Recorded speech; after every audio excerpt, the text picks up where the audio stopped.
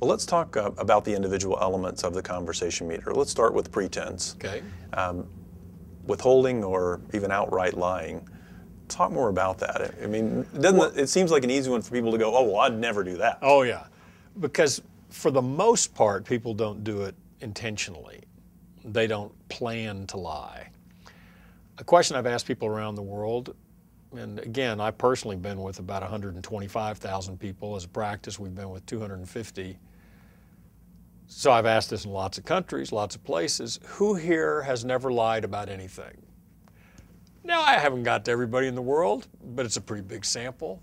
I haven't gotten a hand raised yet. And I think it's because dishonesty has more to do with fear than evil.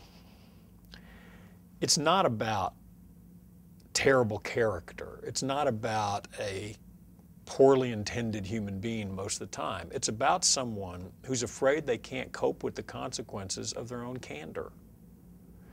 And while they're trying to figure out, do I say this or not, or how do I say it, and what do I think is going to happen, then the moment tends to pass. And they didn't say it, and now they're having to deal with that. We say there's way more withholding than outright lying, and the majority of lying is a response to a sudden threat. You know, I kid with people. I said, hey, who here knows in your life that there's been a time where something happened that you didn't want to happen, and it was coming at you really fast, and a lie fell out of your mouth without your own permission? And then you're suddenly going, that was like Invasion of the Body Snatchers. Somebody just stole my voice, and they used it, and now I've got to cope with it. Well, it's not really socially acceptable to say to everybody in the room at that time, you know, I just got scared, and that was a lie. Can I go back and start over?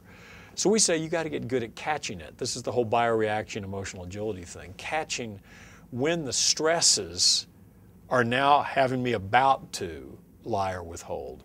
The better you get at noticing bioreaction, the more you'll get early signals where you can see, ooh, the stress of the situation could cause me to do that. Now, the problem is that people's main alternative to that is just blurting out what's on their mind.